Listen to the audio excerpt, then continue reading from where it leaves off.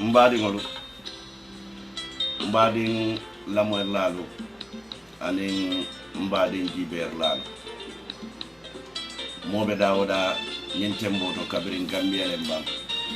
fo gambia e bantala ngal mumela be konton yin somonda di mala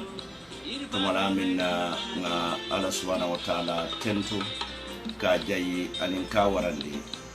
ka to ko wulita sino la sai bari mbesa sonye nako sino mo sayalati ning hadama di motata foy sino ta suto fano kata e wulita itambita what transitional bela sino ni mbalu wotema walla tamari minyantela somonda juno wala mo kawo man sakalla tentu ka jayi ka warandi andum wala jantanta fawma wala ina bi wate nin nata ngaman satalla tentu ka jayi ka warandi badi ngodu fano kat bari nim programme mi yaron kon ka ke din somonda la amanke ko programme no mi yaron ko abe lorin bari ni nga nyaso do ke wate nkanale nga kulu bo jonto sako ni atara kamon lata molu kan walla ni atara kalabante yalu siat butum bi fanan fano kala na ter kan telon pamo du boja mbe siri ngali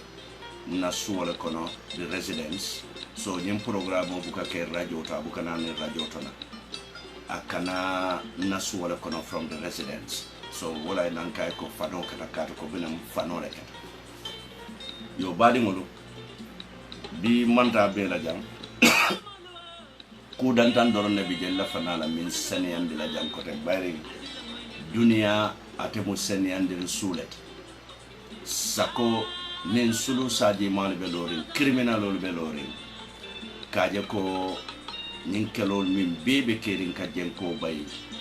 iko sayin ibe munekela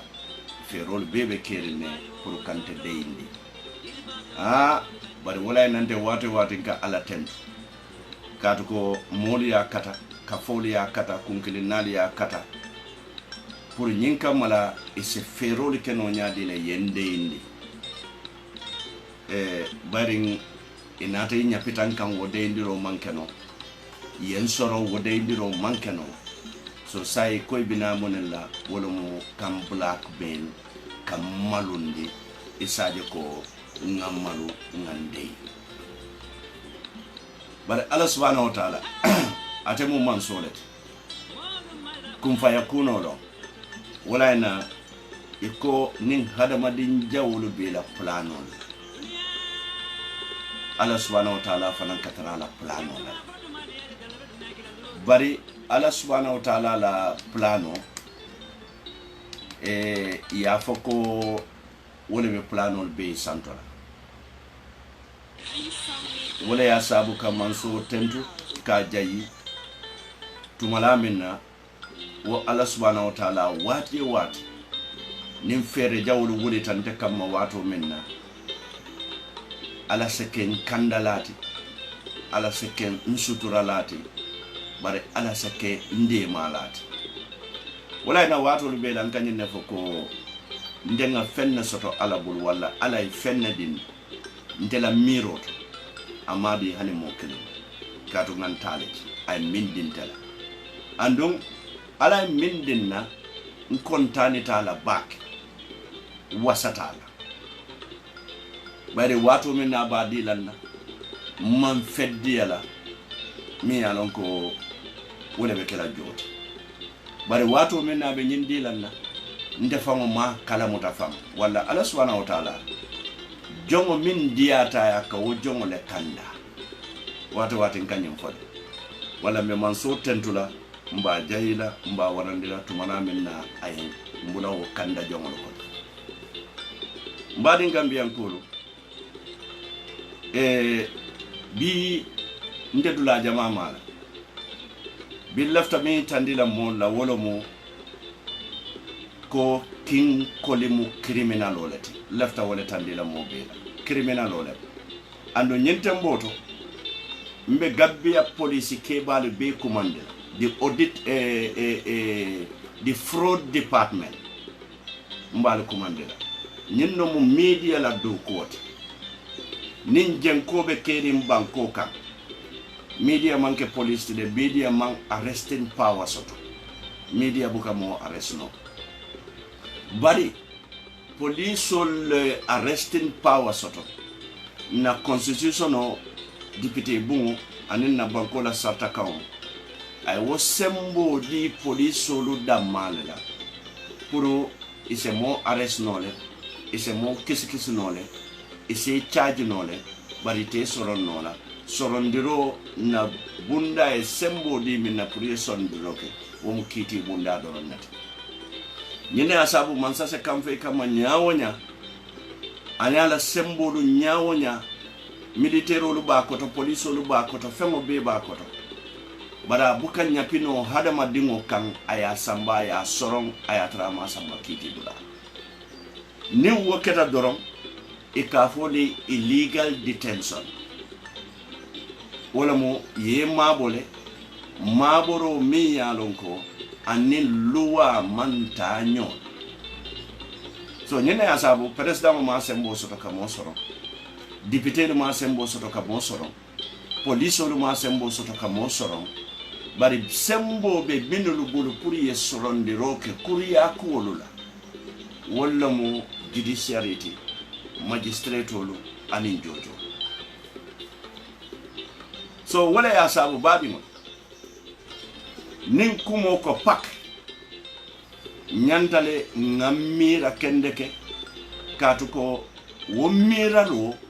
wala yen tolnin beya mo fata hadama dingo ke miral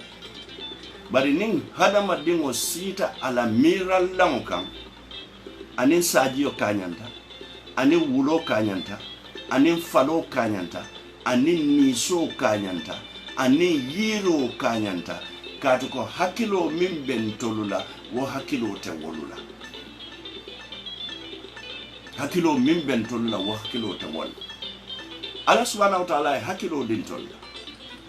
mbe min kono bi hakilo kataraka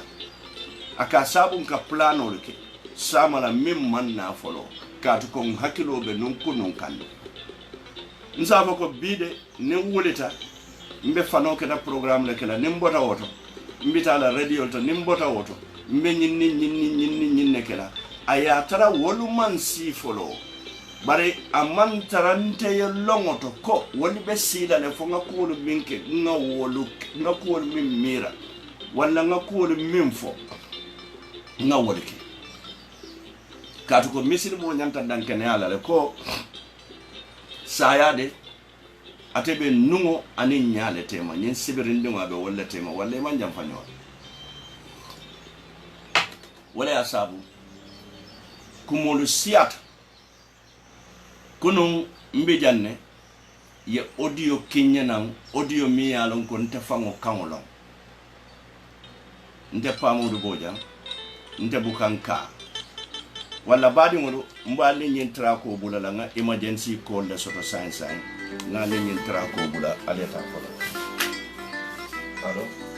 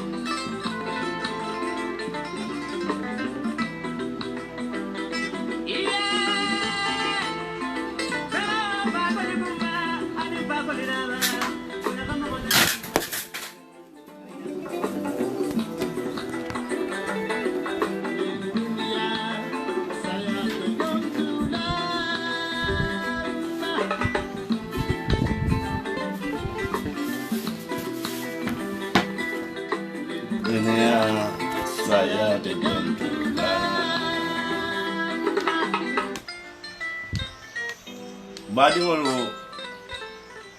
jalo to nyafole akonyin duniya jang sayate jontula wala mo ibe kuwo ku kera ibe kuwo ku fala iseñu lonne ko de sayade atete jontula andun saya ate manke neneti saya ate manke faniyati walla min bennin alatema ngawo banke ay kumaya mbadi ngolu lafta mi yitandi la jandoron ala hako boy ndinya lafta mi yitandi la jandoron wala mo katandi alla ko kunun katafo bi audio lebe janjankan audio mi yalon ko ntelemu kinkoli mi yalon ko police ke bale so lafta min na wala muka explain wo audio nata nyaadi bari kinkoli mu criminal olati lafta la criminal yaay le tandila la police ke ba fo nyanta wakala le fama nyanna wakala ntelo mu kinkoli lo mun na number one source in the police. And I want the police to listen to this very carefully. Very carefully. Because Kaitol min be mbulu janjini be mu false receipt letter from the police. But a man koronto welcome follow. Bari wo investigation o fango be jamfala la be mbondi la kombo fankonale. Ayen samba bara. Ayen bondi bara. Ayen samba farafenye. Ni receipt la investigation. Andul la fitale Gambia Police Force alnga lanyo kan nga kuria bay police kunda niya je wati yo wati mol ba fola police lutem wallahi Gambia police be police kunda jami alon ko police ke ballo wol mu professional ballet walla do ko they don't compromise wolo hanimbe bi min kono itatale makamolu mimbe bulate mobulu police bare hani bi wala man bungol fango lono labangola ila moli ye jibele koy mo furi ngonte bare manke mo furi ngonte katu ko won don ye bungol millo ya lo ni suñarolla ñin don ko manta suñaro kala nga min soton na salary ka nyanda min fe we are content with that and be continue la kanyim banko kado ko kenyim banko ñin lom police olati police ol min ya lon ko e nyantale ka woli kanyim police furi ngol kesi kanyim police jawlo kesi ke bondi police ol kono bayrin nyama jaw na dun tela kunko kono nsonda nyina ko nyomu nyamolete kinto mu nyamolete bari muna nanka sewra sedo bonda kono muna nanka sembere bukolo bonda kono katu ko won mu nyama fuuri ngollete min yalon kon na nyama kendolo isetano le yetinya nyina asabu ke bondi kono andon fanan secondly mbe meta nyem falalen ko pompiter boto wala jaba boto jaba jamale katara wokonan pompiter jamale katara wokonan bari ikonin kilin tolita ima bondi aka nyindon be sawunde la boko le nyimo nyin kilin sota jindon be beteyare ni ma nyin kilin o fero ke ya dada ya bondi aka muneka aka nyindon be contaminated so wala ya sabu mbe dia mu kan Gambia police pour isalo munebe ke okay min kada wala mnyende ko lungo le sotata lungo mi ya lonko la min kin koli nga fajan anata ay bara so londi silaba kan di national road mi ya lonko wala mu silabati ay bara so londi je kabiri ay bara so londi je motolu be randing kabiri munto fo munto ni nata ka silo bulale yeji ndol be jita ni wo fara kono silo lela ndata fodula dolto na motolu chanta je motolu mantano so nada de king call nga call nyaaw nyam masoto ndata radio to give him an advice wala muka dandala birin data radio to ko lamin king koli yeminke bi ane silo manta nko alna taram fambulu manyalu kanyandi na doko duralto kuno na tajirante yal minka kenu nyosilando minka kenu kibirol minka kenu bi wolu tekela katu ko munom nga wolu bondile wolu tata wo kibir sifata ke no la jankote wo silandir sifata ke no la jankote bir nga bota wala ate lamin kin kolien na modu kol ko yente diamundi katu ko ntema kotoleti ate nte la family tema nte famale ate dundi karambumoto andun hani bi ntolla modu be kono dingol kono nte damale ka kumanda tola bar hani nte kotolu wolbe ka fatele dat kinkol yenni ne foni bira fon kay ko mbenna do ko wala ngay ko kuwo ku na man beteya mba folale na betiata mba folal ngay ko king ite nata yale ko nyako imun do malet ntolle be police mbedo ku kendo la bari mo bukaf and ite la media is big la fitale mbedo ku kendo min yalon ko mbela ifo la fitale yem promote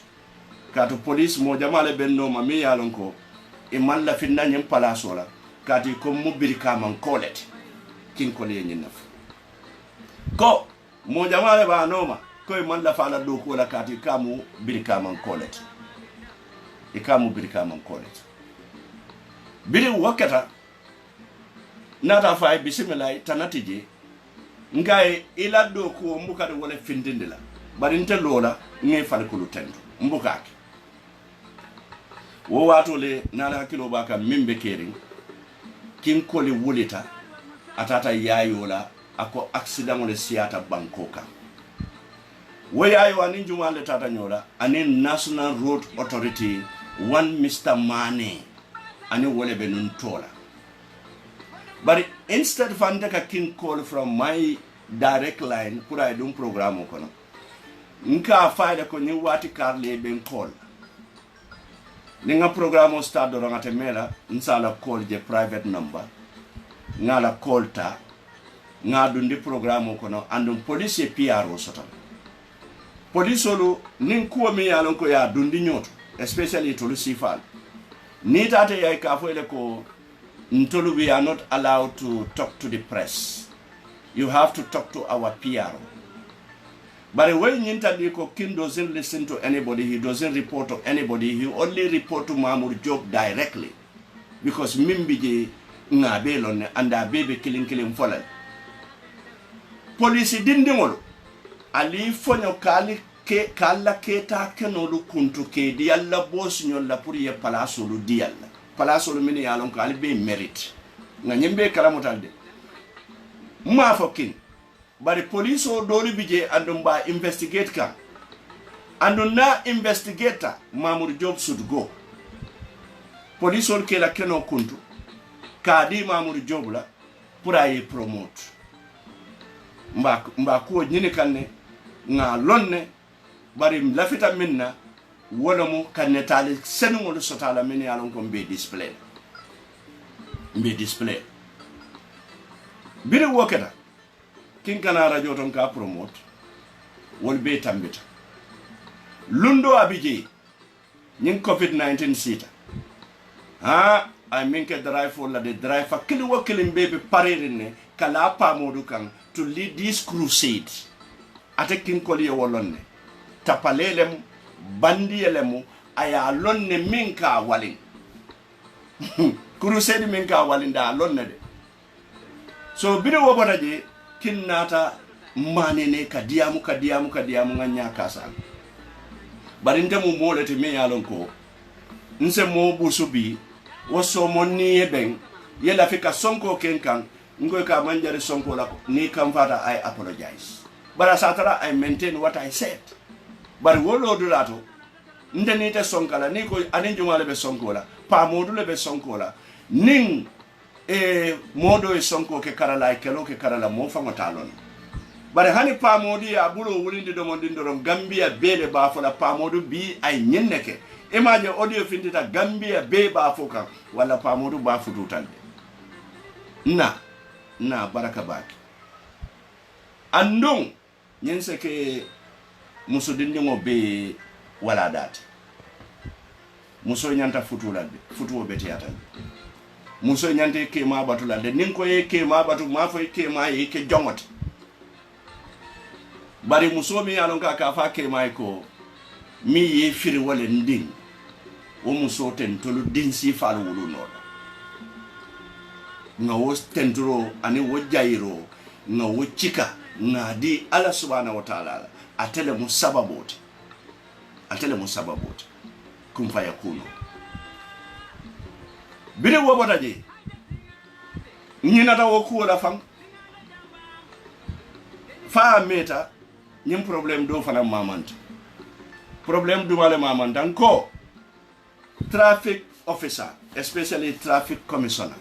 badi mo la moy traffic manke nyinti ni tate moto tara nyukur lindulato ite traffic commissioner e jombi moto kono yelloy be kuol be kele be wurla moto kay be dolu banen na jana wo manke traffic officer yati traffic commissioner nyanda kala moleti min 40 traffic commissioner nyanda kala moti mi yalon ko ay traffic o faham but traffic officer nyanda kala ko lawyer sino mantarala man nyanda tallala karola wati o wati ate nyanda silale ka ferolu landi na silolu be smooth la nyadile na silolu be smooth la nyadile but nin traffic officer le buka woke ni la maliji be subu janere ngo be sanna cepele be kumandila yeta si restaurant wol to singol tili e kono tilin santo ila musoro filisu wol kono dindi merangol be dala karo be jumala man ninje bir kamaja jumala man ninje so min natake ngo nin kin quality traffic controller no as a traffic commissioner nyim banko nyanta molu tala do ko wala lede wo mu tonyalete bari niye mo ta do ko wala amari nyanta deliver le within certain period of time na mari man deliver Gambia siata woyele pour ka mo kilintu dula kilingota te fen katala no jaytu o je dro wodula te tamal ngo walle nyanta ya te bondiji ye mo sammana nje min ke mira abe traffic o smutu ndila no nyaade bari mbem fo nyola nyinne la Gambia mol mini alon ko la makamo no masi la doku no masi ila karamo masi nka karanal la palaso de cikanka di wala nka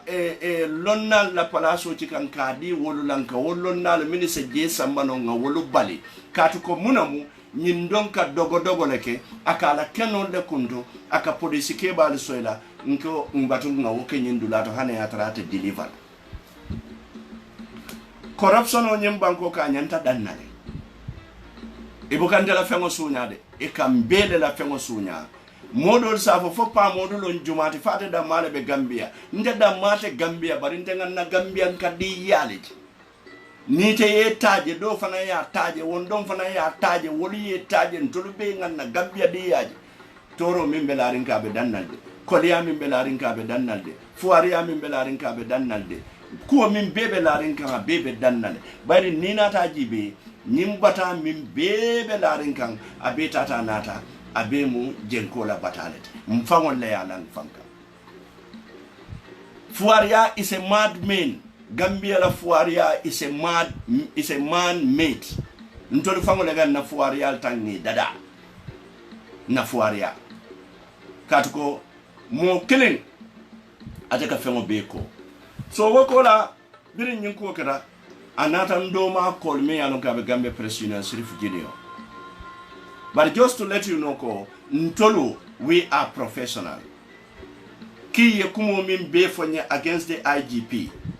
against lawyer Usenu Dabo, against other people nintem manke no professional ti ngawol be record katum fanance recording kenol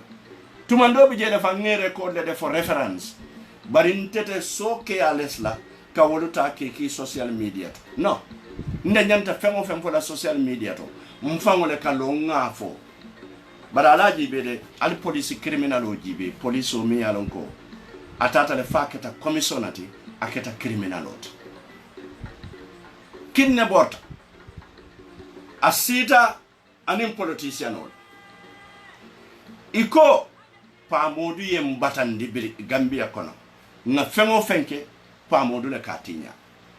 ala ya lonte bu katinya wala na tinyata kuriale dadata min tinyata bari fembeto ni woda data pa modu te o tinya nola ni amoy politician or ba fola nga fengo fem plan pa modu sa tinya andum pa modu be continue la wala no amount of harassment, no amount of intimidation, no amount of gossip wala be mbondi la nyindulato because my conscience is clear. Ndenga alo nembe kelo menna Gambia din kendori alo nembe kelo menna molu mini alon ko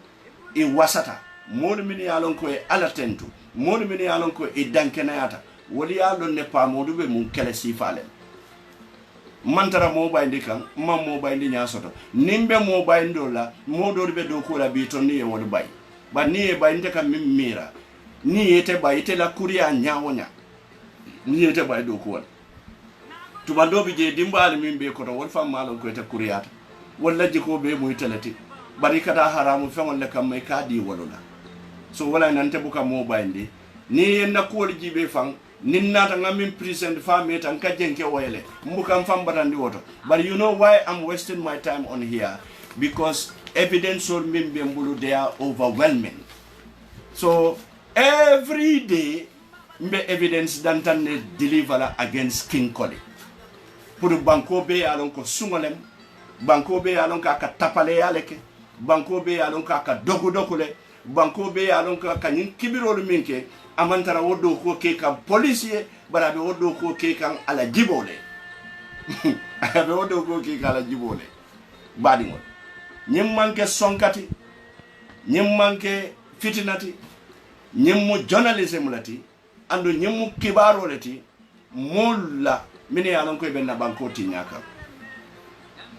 nga sirif bidata da sirif ako sirif ko ha pamum badi ngolti ni nata jibe nte fango ifama len dundi police ndim folo ngato le telela kabiri ngal tijatel be exile wati ntebe suwo ko na dunta janne bida wodi am sifalke wulu wonne no dunta mbela sirif yem ko wala nyama ko nyako ko kin nata janne media council bari janna bita media council a follow tan teleya nga nyinin kanye nan kay ko inata media council le bam fo inata teleya because media council is our project ni nata media council lente I'm head of the Gambia Press Union nte I have nothing to say between you and Pa is my brother, you are my brother. Pa is a journalist, you are a police officer. Bari media council bijanne puro nin journalist sol tate boita modu kan yena ye bole media council ye diam I mean for sirifu ya wala mnyende ko man na ni aje na tete ya badi ya wala nsi ne te ya lafitale nga diamu pae puro aye fonyo kan na kumol fo kat kon ton dum badi ngont modol bi jele bini ya lon ko abuka wala kumof ako landimbo jambi jele mi ya lon ko wala mo assistant inspector general of police ako muna na mbuko wala kumof bari wati mba fola king sirif birani sirif pareta diamola sirif yang call kan approach ka fanye King Collie nata janne bori instead of a nyinke problem bati ako badi ya wala jiba nata nteya the arrangement was done pour ntani sirif yata teya kasi pour nay kata bari ay mimfo wayem balo fal ifama le ndundi police wulu dim folo ngamin soto namusu folo la ngatola ifamale sirifu yankol ngo sirifu ya bari wobe nyamin jandem fam bitala ji ngo sirifu ya batu nga telefono ta nga kumandi nyin ko way bang so nga telefono ta wala nyama nga kumandi ngai king ako nyan nam ngai ko ni sirifu dia muta sai andum family fanam be ni be dia muta my own family I'm not talking about Bulunda la haji tende kaka minfo ko bulunda e mane nele bulunda is a combination of brikama kebal ni atara bulunda sate mane ne no ntela kola to non bulunda e keno din tela brikam bulunda mi yembali keno ni wolu modo ka ben sambala kitiola o bulunda e la samatol du yeta o moya e kai ko dukare ge mane ne kana pasamba kitiola wo manke tonyat ni atara bulundante jartere wala to non sai radio ya fanson keno soto sanji sabam bi jambe kene nyuno la man kene soto andum bulundale ka keno di bari joska tandi ala so bi nga o telephone ta nga King Collie call ngai king tele mo idoma pamul ngai nga moy koy kam fatale but it's okay I really apologize ni atara e kam fatale I'm not gonna say this again bari yara fang ndela tela o kolo ay telefono do chika ay record police o nyanta o kala let's call a spade hani ya tarafante nga king apologize le fa nyanta record la fo police keba mini ya lonko itel nyanta ka molu take kulu mini ka molu record because near more record without our consent is criminal police o mimbelorin luwa la karola andi manke police dindi mot ite tata police academy yet practical both practical and theory on police mission ya belo iko sojaro buka luwa karambare police o kaluwa alone because he deals with law, he enforced the law. So munaina ite nata ntela moli ya ikumbota balafa neno duntan nye call ke comfort ye wo record barali alon dalila jumale ya saba ya record mina wo dalilo le folay dalila jumale ya sabu king yen record katu ko momi yalo ka keto kuya aya saba ye distract imela do ko keno wo mari e ko la ko e sainte to fora hani taka wulo kona aka joye dunne nganye ne fay bari ay wo record bira ay wo record yala ay muneke katu ko kinta fango bulu mini ye palaso diala be wolle bulu bari kiye min fo ntolu ye kinna record soton bulle bari wallahi nta display la foni lungo minna nga tikitanga nga samba kiti la wolu nemba display la andu nata ntolu samba kiti la yalo mina binakela at a complainant wala bina yela malaike di accused person complainant wala be yela malaike accused person ki yende record katuko atefan ko kinda na buroda da ndefan tulo ndese wo record no le bari ndebuka hadama dingo record katu mu journalist solti nimbe record labba fodere ko nke record lek katu ndenga nyelo ne ko ninge kota record ngadi modola wasa fintindi nole that is against my ethics of journalism ndata kala tili wotili ndani momin be kadiya momin be ka kullo fonne ninga wol be record yara fande be mo jamale bayla gambia yara fande be mo jamala radio tinyala gambia but in Tonobuka more record because we are not criminal. But king kolitem police commissionerati ndenge call atare nate kumbota na molia nge call ke comfort yen record. And the yen record of has nothing to do with this other issue. Mbenye men konoteng. Ate bende sula min. But ikuma jamale fota nga comfort. And I believe that and still stand when I asabu sign manener tiji mislaha tiji mokana kim manene mokana nte manene mim musilo timbenga woke ndela do ko mbe wala ni sunyaro ke da police ke bale sunyaro ke tapale yake ngana mo be nyatini wala ko la tapale yako wol fele evidence wol fele ndela do ko mo jennet so ninga o evidence wol buntan nak foka bang sa atuta police le bulu ni atara police ke bale fana manke sumoluti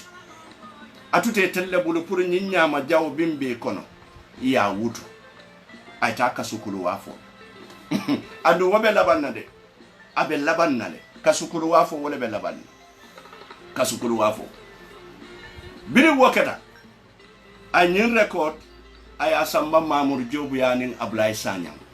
akore ko ha ni yaje ma samba court ayin apologize le bari kintita court ate yalo na minke ade alo ne mimme kering wallahi kin ko lika mone batu si nya jeli mo wa fa kintata court le hani bi te manta no court ibe yamballa so sai muneke bira yer record bari mbiri nyinku wakata ade fanko sirfe ka ndema nyimuta fenti pamun do malet akonde biri nyinku wakata lefta bula la motole ko no ngata manduar nga pa kelendi katun do malem sirif kay ko nibe wokela a make so ye police uniform o wura bara lom fanan ko paman ke kulati so anara mune fo sirifi ako sirifi ko yalon defa malla finyina bari na IGP Mamour Diop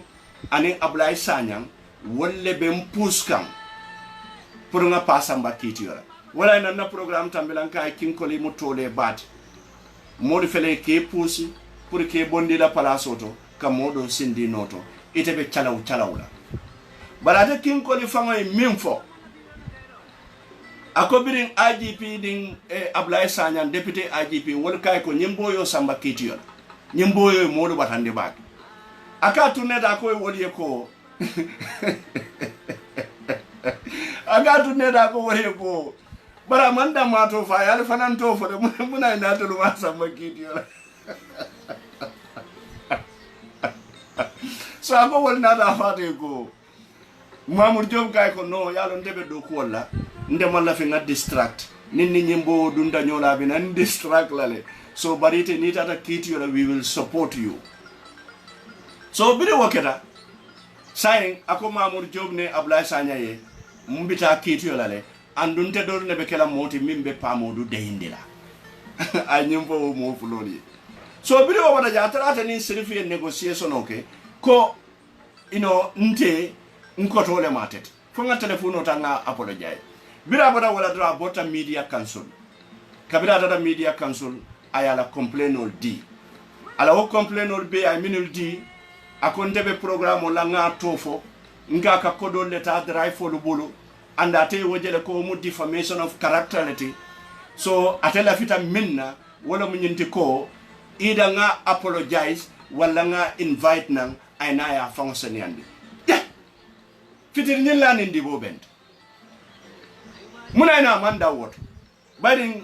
ni na da wot seek in this report bari ni da media council report odi ifetna bijela fitaminna wala mnyende ko ako nde nyanta apology kala la ban nimman so wala nde nyanta te kumanda na platform to late na ko seneyande ngoy ko bingo nde la fita wala andun kanyi ne fo moli e wati yo wati ngo ninga momo ma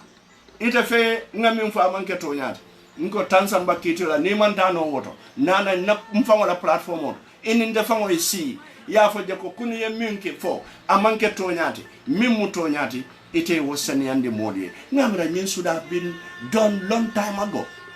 ni atara tapale yata ko wol kono ni atara tapale yata ko wol kono so abe media council mbije media council yen safe pour ngataji ngo media council e ko ntolle nyi media council londi I will not hesitate to come over there waso mo nga media council la leta soto dorom yara fa nimbor batata le loya mbojia mari bantan chambers atata loya mbojo $3,000 for $5,000 lombam bada ate fangole wofo akolo ya mboja atele wojo kodola pour woyente safena bari media council be nyame ni tata media council lafta woli la problem solve you don't rush to another lawyer again where munetandi destitute and desperation lawyer mboj la leta ngana wala karangal yale min kintena bari mba read la in English ni leta safeta on the 29th of May 2020 ako tupamodu boja mimbe kerin TV Brikama I wala kenna address ot ako case of Lamin King Koli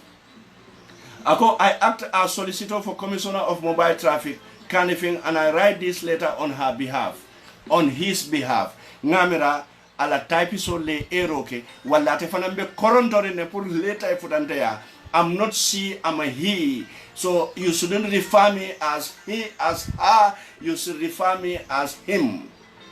Or you should refer King Kole as him. Because musuta nyunkuoto. So na moli ya banta alkakatara korontori alla secretary ka proofreading ke because nimmi mbota na lawyer ya njikitale ko lawyer lu karantale nimmi mbota na lawyer ya wonyan manyan na kela wrong English wonyan da kela correct English let lawyer Mboji was my lawyer when I was at the Yirwa FM, but now is somebody's lawyer. So let me read this. So ngatandi alanga letter sort of from lawyer Mboji, but it man someone sort of from the court. So wala pandere min fa faniale fo court man someone follow is a letter from the solicitor. Like I can go to the solicitor science I ngafa I ko panderi min fo nya safe afa ko ndeka kana safe kote solicitor mukuru faila ta bala ko do batuka oya so I act as solicitor for Commissioner of Mobile Traffic Kanifing and I write and I write this letter on her behalf. It should be on her behalf. That you made a radio and television broadcast wherein you made a very serious and unfounded allegation against not only Commissioner Lamin King Colley,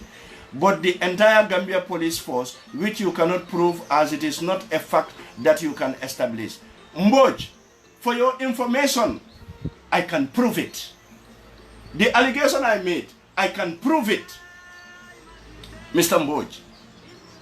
look at the statement of Mr. Mboj. Let us be realistic. This is Pamodu versus King Colley. Why are you representing the entire police? Mention it in here. Because the police all left Alicante so abebola IGP le bulu atebola King Colley bulu. So nobody, no lawyer, no judges, no president, no MPs, no security officers bente silandi la nyembanko kan atarama luatinya ataranga lonka minfo wala loyalu to nyala la doko kan safero al safero wala ma la doko kan ko do nyin. And I respect this letter. Wala na hani bi ma fara, I could have thrown it and put it in the dustbin, but I say no, I have to keep it for reference purpose. According the number of vehicles on our highway from Brikama to Banjul far exceeds the capacity of Mansala Katalo what? Nyanta fanulale, Silo Nyanta dadalale, but the amount of vehicles far exceeds the capacity of our roads. To accommodate at once and hence the traffic jam, the number of people on our roads also is immeasurable as the population density in Brikama and Serakunda far exceeds our road capacity to accommodate both vehicles and pedestrians. This is from Loyamboj. Then another avocating, when it is time for feast, all vehicles and pedestrians come out at once. That leads to the traffic congestion on our roads. But this is by no means the inefficiency of the commissioner, who is supported by regional officers commanding the regions, and in the case of ASP Mfansu Saho, who is in the officer commanding Brikama region. Bingo! Bingo! Mfansu Saho, Mantate Fola. But if fitiri, King Kala Moto Londe Bundato. Nkaje polisi kendi kana kabula moto kono welse kake muneka wosa manta o fara jang fonim fotota kiti bumoto nse wo evidence or display ha ako, but this is not okay. Another more on page 2 mboje min safenka wora kede, because I want these things to be clear. Katandia la ko Lamin King Colley is a criminal. I recording neke apareta wo recording na afango ya chika polisi ke ba afai social media yara fam man sakunda ni police la kullobe nyinele ke di social media nkol tumala minete inter record as a police officer je sinya jelle baro la man sakunda lota jan social media ko nga hakilol but police commissioner, because of akonyi no nemba intimidate la ngamira momi nyanta tala court by now, but he en record ye wo fai social media iko mole pamodu minka diamuteng imaja ben apologize ka. Yes, I do apologize you based on parental relationship, based on family ties, but then I revoke that apology now. I revoke it. You can apologize and still revoke that apology, because what do you apology kele just to ease the tension. But that doesn't mean apology you are wrong. It doesn't mean. So according to Jambanako, Loyambo, Yako, we need to commend the Gambia Police Force, and in particular the mobile traffic police, of doing an excellent job as they are dealing with situation which is beyond control. Another advocate, there is no one who can do a better job than Commissioner King Colley in the entire Gambia Police Force. Okay? Who is on his heels everywhere in Serakunda and Brikama regions, doing all he could to see that there is a smooth flow of traffic. What a farm fraud. Mr. Mboj, let me tell you this. Let me elaborate a little bit on this. Kimu Commissioner of Traffic let. mo manyan na kinjela traffic ko na be moto traffic la niya tara atilinta kinna taro traffic ko na kamune tandi Gambia bela wala mu police dindi wala min benta koto they are not competent imela do kuno wala nanta fankan na do ko filije nsa wunda osilla nsa wunda sajinolla nsa wunda kopulolla nsa wunda first class olla mfango fele mbelo rinsilo kan kailen jisma na dindi wala man do ko no man fenno wala man la fi do ko la. This is what King is telling the entire police force, because they are not capable of manning the traffic, but at the male capable to man the traffic. Fadi atata jani King saita min not mone na maje traffic o kan and on traffic was smooth, better smoother than now, but Fadi Abukata ki ye osil le soto every area ye osil le soto and on every traffic section ye eso le soto. Police is not a chain, police is a chain walk. Police man ke mo fayati mo bayateng. It's a chain walk. Ite mi alon ko be santo. Ite ka odale dila osil la minulube on the ground. Iko bide odale natan kan ko moto man number plate kuto sota alnyanta moto impound la. Alnyanta moto stop la. Wo osil fana yela mol be contact within the region. Ka for a bide we are dealing with no number plates. Ni atara tinted glass long.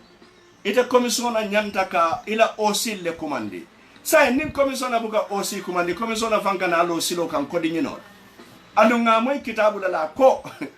ika driver ika police ke bala bondi silo kan pour ke promote ka fay man la fi promotion. Bari commissioner of police do ko mimbe te bulila office ko na siata. Ila do ko mu kayti do ko let. Nyin don ni report on mimbe na tete kan ka o kayto be topoto ni la molo ka o kayto futandi nyanta futala dami. Bari tete si no la police dindi wol be bulu yene ko woni alisi ite famo lo traffic kan aka biño lungole batu pour isa foko kin ko libe do ko la bari woman ke la do ko ti instead ika do ko sabotele yalla do ko do bije hada wadum kake amman kala do ko ti aka fambula la fambula ko asita ku soto jamanya na min soto la je wala be kere ako you are there for one mboju ka ben dandalala nte you are there for one to retract the said publication with immediate effect. Ako aben won na puru nga o min kumo min fo nga o kumo nyin wo story nyin nga jindi nga muru nga fo kumo manke to nyati ning man so wala wojila forot instructed to instruct legal action. Ako I afala king quality puru wo se song yen samba kitiyo.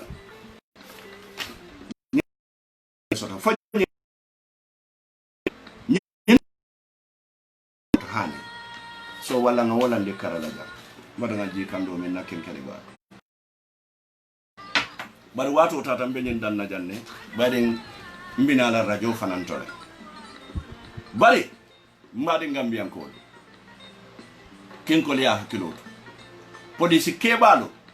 yara fatul leka recording ke altel leka molu record alka samba politician oli. King is a politician. Dogo dorong. Let me tell you one story and then I conclude this video for now because I'm better than and science lota. Laftale mod ali nye resito jibe nye resito. Ali nye resito jibe nye dorong. Mune babala the Gambia Police Force. Mune be santo BJL 0611N. Nyine be mu false resito let. Wala nambe Gambia Police challenge la, the entire Gambia Police. Inye resito la duplicate lo, we want to see them. We want the police media, the PRO, Mr. Njai. I want you to copy, ke camera nyatili what I want you to copy this. This is anyamari charge la $2,000. Ako alajija $2,000 only. Ako towing vehicle brikama. Womu towing net. Yela moto tarasilo kan. Ye kinkoli nata je lundo aning one Mr. Jate. ñing wan Mr. Jete ñin ne tam wo to win trokoti kullo min betema me wo fanan kesi kan ñin ne tam wo to win trokoti ni wo troko e min tadoron kin ko katara on the ground to issue you all these receipts yo ni na ñin don jibe ñin don it's not an original receipt but it's a duplicate. Wofanang is from the traffic. Who is the boss of the traffic? Who is the commissioner of traffic? Whom both describe as hardworking. These are some of the receipts. Mini alonko ngesoto. Ning is only 1 out of a million. Yo nina re nyun don fanan jibe is also another police receipt. Police olali banjibe kaneba. Police accountant olali banjibe kaneba. Nyumbana is another receipt from the Gambia Police Force. Eco vehicle towing, $5,000. Yeah, vehicle towing, $2,000.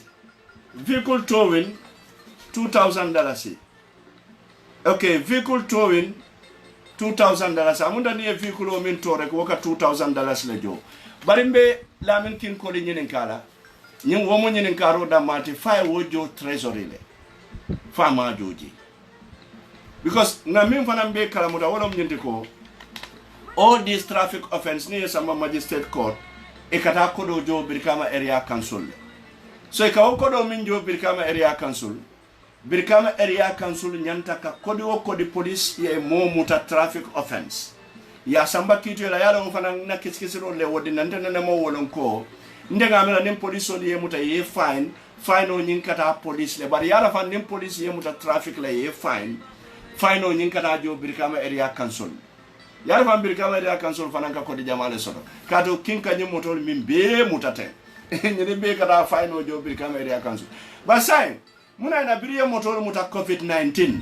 ime samba Birkama area council ta joroke foi da fanga site la office kono chabu bago bebulu driver nata momo wili lulu ya joya alaji be let's do the maths. Let us do the maths. Gambia police Laftalali King investigate with all these allegations me minke kante ni atara to nyanteng then you come and arrest me atsalon ko ngafani yale laka. But these are some of the things many along ko bija. Yaro ni traffic offense. Kodo be kata jo Birkama area council. So ni kodo jota faka bangamra every month wala every 3 months. Birkama area council police ye kodo min verify ya unin kemelong e kadala sitan sabalis murundi police kan 30%. Nga kesi ro kelde. Birkama area council binkana na nenkana jelen kana la jelen kana kiskisrol la fitale wocce kol malla fi 2017 fangala de 2019 ale chekol minki police ale transfer minki police la fita wolle jela and it's my right pour keje as a journalist katu ko nga kibarol min fanan soto wala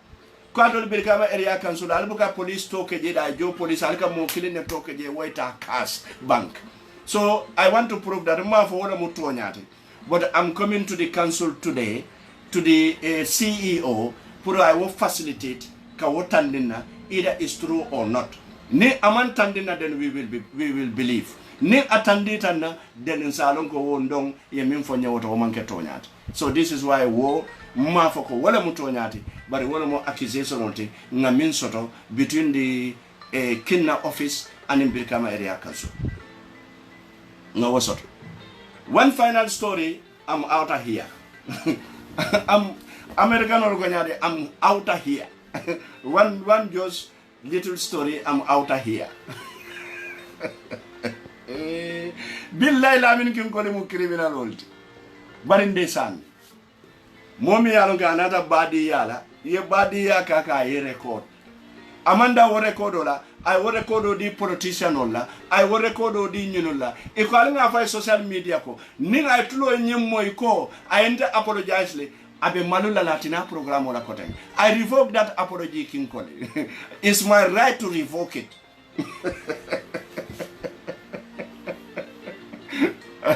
It's my right to revoke it. You know quote. Muso do sotata be Gambia Police Force. Ikafa Fatumata Tunkara. I'm sorry Fatumata. Nimkela dilulu wanyari bi. Fatumata Tunkara abe Brikama division na jam. Bari malo muneba nin King Koli tema I don't know. But the story is coming. Fatumata Tunkara mu kopulot. Anin ala boss nyolibe do kuala. Isonkata abulata la boss la. Ka wonnen faka dunga la kurto kon. Ngani information on shot. Long time. Ala boss wala mu jumat. Amanjari ngeto fo bari ninga fo tendorong Fatunkara mimbija ba lonnale Kimba lonnale IGP ba lonnale aya keminu fanane be ba lonnale. Corruption 101, nepotism 101, police modoli bije katama nyinela. Ma for police be wallahi don't get me wrong. Police odoli bije ni fata straight arjana. Police odoli bije ni fata.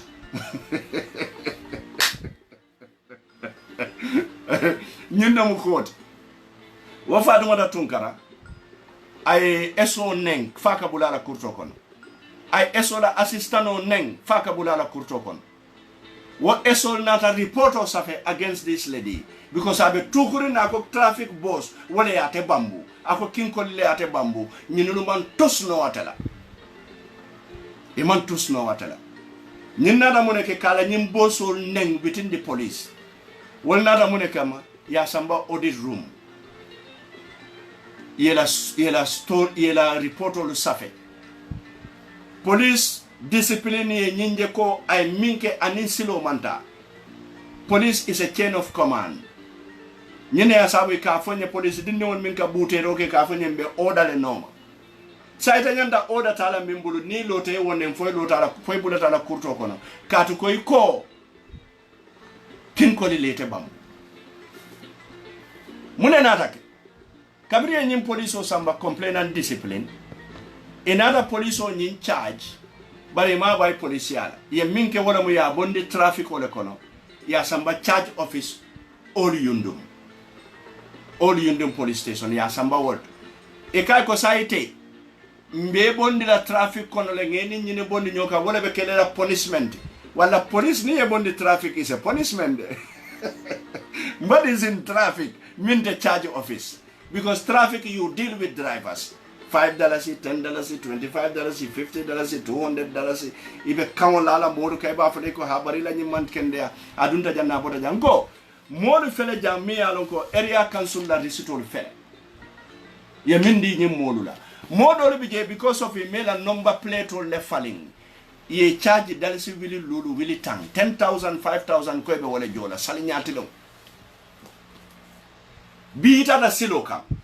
moto jelle bije mi yalon ko all number plate le bela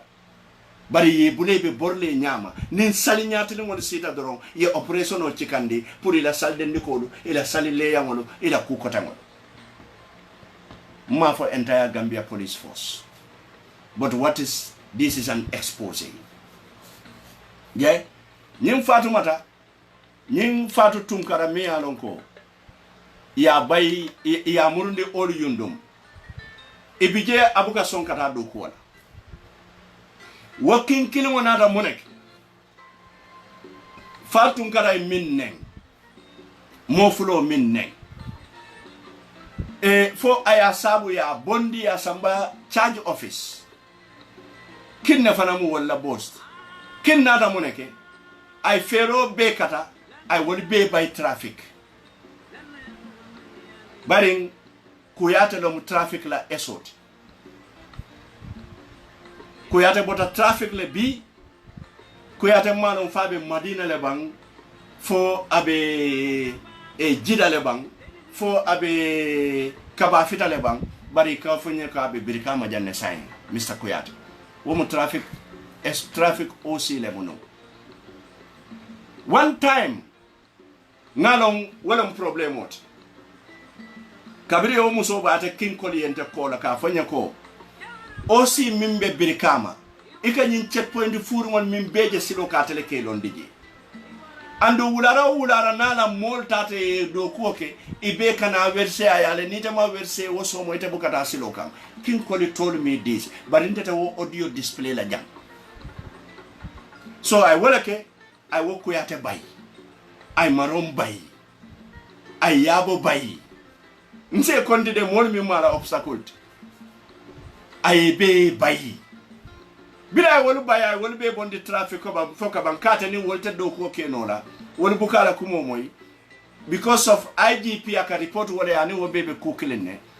ye wolu bondi traffic ye samba charge office kin nata munek wasungudo ne wame yalon ko ya bondi traffic ka ita charge office akaba wulen ka mandala charge office kin nata nyu wala aya murundi back to mandina ba again pura ita traffic ko konaji kata ndi nyim police ke balla almaje allafta nyim minna hajo tinyala imaje sa ndengato la hajo tinya andu nganyim murundi jele alta kuno laje Gambia police kim felabe police kunda be tinyala ngo nyinne kan tolu diamondi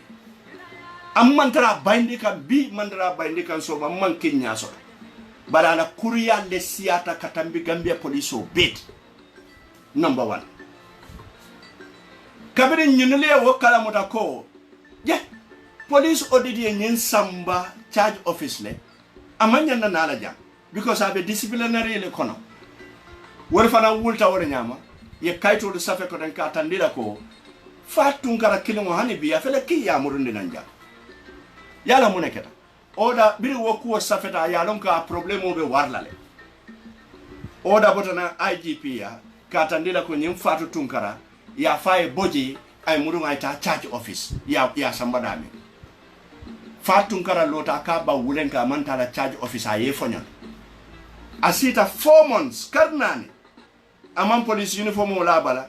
ya sambadame aka ba wulen ka mantala je andate is just a mere couple katuko jumale ya bambu kinko lila bambura mba wala ya bambu nganye memfo nga wuli yale alta sera kunda police ale nyinin karo alta mandina ba police ale nyinin karo alta wele ngara police ale nyinin karo andon police ola la investigation okay alana investigation okay I'm ready for that ando hanali yan command on investigation I will come and answer to you mimbe keri fase sabati bili wakata woman son kana do ko wala watuta wala nyama karnane andon police la loi munef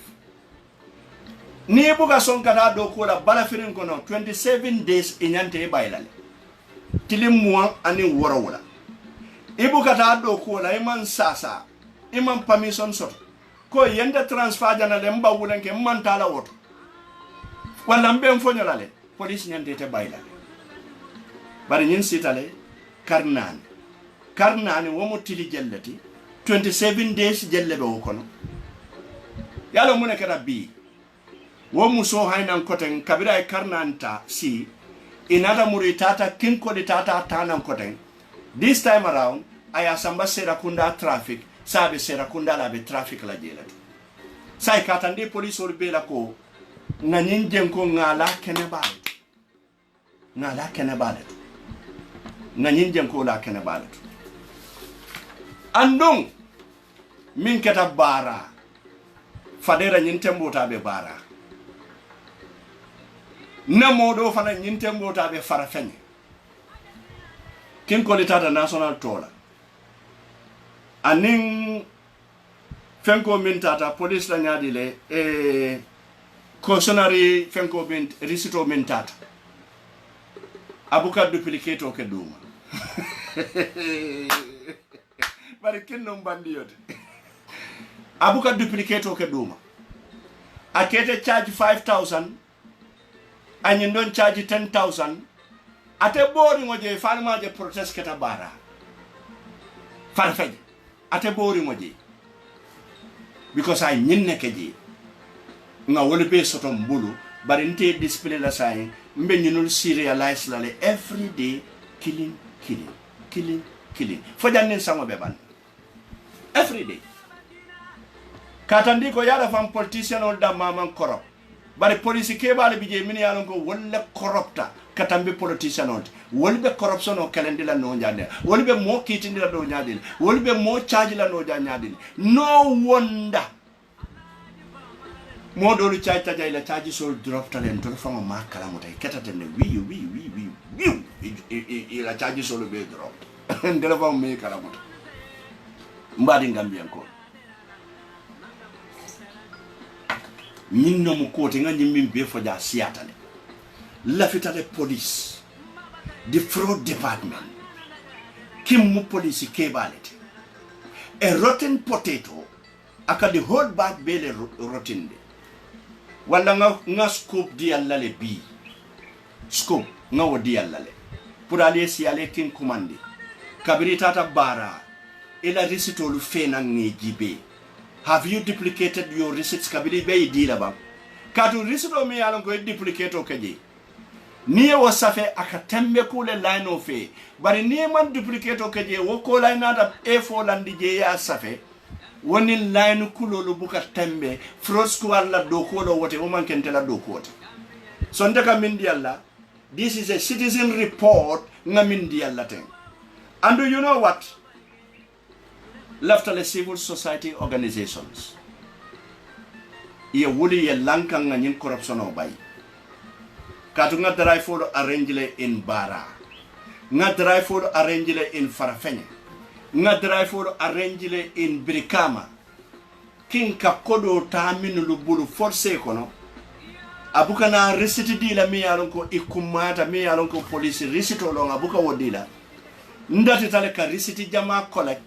bari mo jama fanan natale kila wosi dale fonye bari fanan dati tale ka modo fanan record pour ka bondi programme wuti kinko you have a problem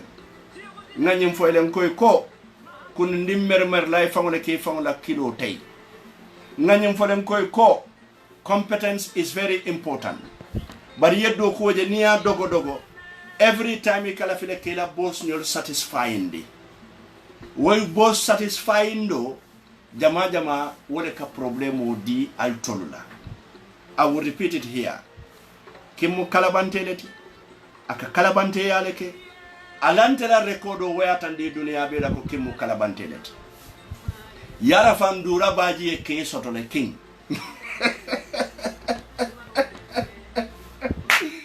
yara fam ndura baji ay kedo soto jande de king gole bari dulle ndura la folo ñir rekodo ro stade ka fay social media avele kimbala nada police keba je momen ka kata kitio la ni audio la moy kinne ya record ndele nga call bara tele ya record ala la moy doro mune ya dun record ro la nabe tonyaka mune ya saba ma wo record o keba ya samba code faka ki social media ikakedi pa modu call king koli yes pa modu call king koli but I ni evidence on mimbembolo I would have been very much sympathetic pour que mabo nunte findindila because I've been sympathetic to ala family anala mani no role nala kumbolu I minuli alonko I wolle ke na family nyatini wala and na family bijane to testify king kana janne hani suto abukante taraja kanna musole tarajan na muso will be here to testify on that kabirate bina jang IGP kay kanataji yako IGP ente bitala jele mbadi wolo woye wasa hani bi won't be jane water so the number of receipts na min soto asiata baki receipt dolu bi jane mini alon ko wolu 2500 lo woluti receipt dolu bi jane mini alon ko wolu lo nganyen jibe receipt do fele mi alon ko receipt do fele amount o bala fam ima amount ko bala lamin camera le ko woto tata iya 2000 but amount of men from amount of nene ma receipt without amount mago birka ma area kan sulam coming amount of any receipt bala andim police nyin do ko minke kadu ko nyin receipt famu da ko $2,500 traffic offense $2,500 traffic offense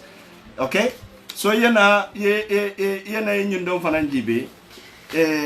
ndeysaan Brikama Area Council ki yalla hajoti ñankanale de nkanale kindula dol fangoto aka fole dada doron ay amount o dada ila moto nomba dada re kay tampota pam aya dila so mbe bulala wol be noma ala santo su wana sanya dile mbe wo fanan noma la nga wo fanan sobita ko do la wo fanan dombe wo fanan folale ay korda jumale kuntu aya di jumale la andum kim fango be dama be korda ku kitiyo le kono ide be korda ku kitiyo kono ka mo la korda kuntu ke di police kebal. This is just crazy. Competence is very important. So wala badi ngulu bimbe dan na janne. Mbe dan na janne. Okay. Ako ki afang record for self-defense, but false receipt. You don't record that for self-defense. There is no self-defense. The only self-defense you got to do is to provide the adequate receipts. Ngalo ne ko kinna police ndengol bi janne mini yalon ko be comment kan. Bari wallahi nga mimbe foten mimbe kering nga wala sat minte kering ma wo sat walla ka atol mi yalon ko nyin audio bal buli ba fala pamodi king apologize le o audio metale janni nyin court case be datela janni freedom radio ba safela ko ki ye pamodu samba kitio la bari ko mi nga fo nyami loyala kayto futata na le bari ko audio le dora kayto sat bari ni tata samoni rola yen samani foka bang inata fo wo case withdrawle ndel bina muru na ngete samon ko tem for waste of time so wala wokamala ambia luwabe laare mobele mbe kindanila ala wululal horomoto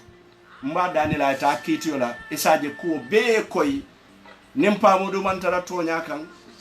kitiyo ya tandiale mantara tonya kan nyanda milla lanka ya lanka nin kinne jenkoke ngamin fo tonyalem kitiyo sa wura nin inyanta millala kaye wala kan badiya bantale sayin mislaha bantale badiya tenilla min kin ko tema koten niyatara kunum badiya neno dundanna wo badiya neno te dundanna ko